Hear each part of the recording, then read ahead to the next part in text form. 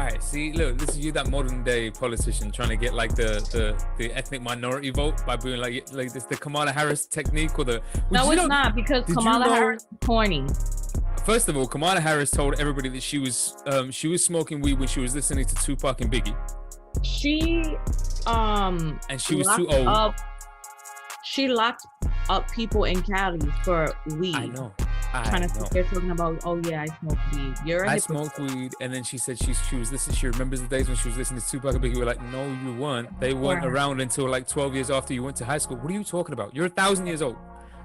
What? Now you're just lying. Oh, you remember that one where Hillary Clinton went onto the what's that show with Charlamagne the God and DJ Envy and what have you? The Breakfast Show. The Breakfast Club.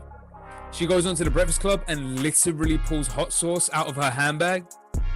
No, literally. She literally pulled hot sauce out of her handbag. And I was like, oh my God, woman. At some point, it's just insulting.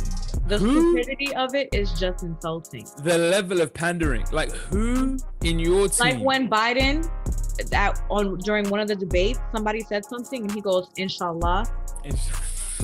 And all the Muslims got excited. Why are you excited? He's pandering to you. He will he will bomb your family still. Listen, I have to admit though, there was a tribal Arab somewhere deep in my soul that went, Allahu Akbar, as soon as he did. No, you see, this is the problem. This is the problem. Mrs. Griffin, what are your plans for cleaning up our environment?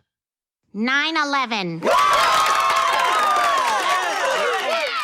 Mrs. Griffin, what about our traffic problem? 9/11. So you've received millions of dollars in contributions and speaking fees from Wall Street companies. How do you convince voters that you're going to level the playing field when you're indebted to some of its biggest players? I represented New York, and I represented New York on 9/11. Stop I'm playing. No, but this is what I mean. It's this the weird ass. Actually, this segues us into nicely into kind of what I wanted to kind of talk to you about before. I just want to say, as dictator, I would never pander to anybody. No, but you're the dictator. You don't need to pander to anybody. That's the whole point. Exactly. I think Trump was trying to pander to anybody too. Exactly. No, I get you. We all have to pander to you. That's what dictator means. That's how that works. Begin the pandering. Come on. It was called, you know, there's a name for this. In World War II, during World War II, like this was known as, before World War II, but when the Nazis got into power in Germany, this was known as working towards the Führer. Working towards the Führer was this kind of system, right, where the Führer never really gave you any direct or specific instructions because he's the Führer, so he doesn't want to sign his name up to anything, right? So he wouldn't give you any particular instructions. But everybody had a general sense of what the Führer would and wouldn't like. So everybody would do those things that they felt like he would like and didn't do those things they felt like he wouldn't like. And then the idea is to kind of gain his favor. And in so doing, bring yourself closer and closer to the seat of power. What you saw from the Republican Party and what you're seeing from the Republican Party in the United States over the course of the last, 4 or 5 years is that. It's the working towards the Führer principle.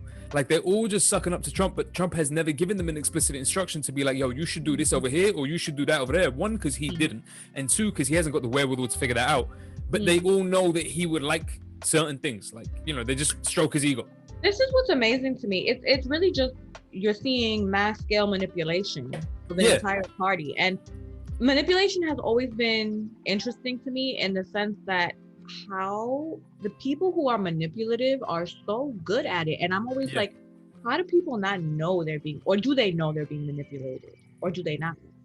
Because when someone's trying to manipulate me, I usually know what's like I can see it. And I'm like, I see what you're doing. Yeah, I'm with you, but that's okay. So, one, you got to factor in that you're like educated person. Two, you got to take into consideration your upbringing wasn't the standard upbringing. Like your upbringing was full of question the narrative, the state is a liar, everything about the West is false, God knows whatever else. That was a lot of your upbringing. So it's not as though you were raised to be status quo. Like that wasn't the idea. So, I mean, I'll give you all of those things, but I still feel like if somebody came along and played the right cards, they could manipulate you without you noticing. I feel like I could be manipulated without noticing. Like if somebody did it the right way. Yeah, I guess. I feel like there must be angles that I wouldn't see. Like, I'm not that good a chess player. Like I'm good, but I ain't that good. Let me give you an example of what I mean though. In ancient Rome, right? Look, we really starting a seminar with some real information. We got working towards if you're in ancient Rome. Look at us.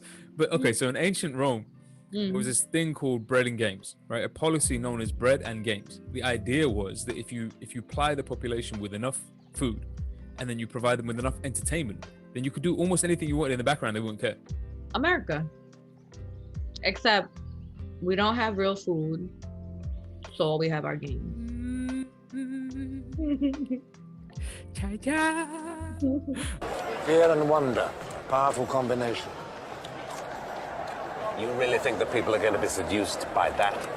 I think he knows what Rome is. Rome is the mob.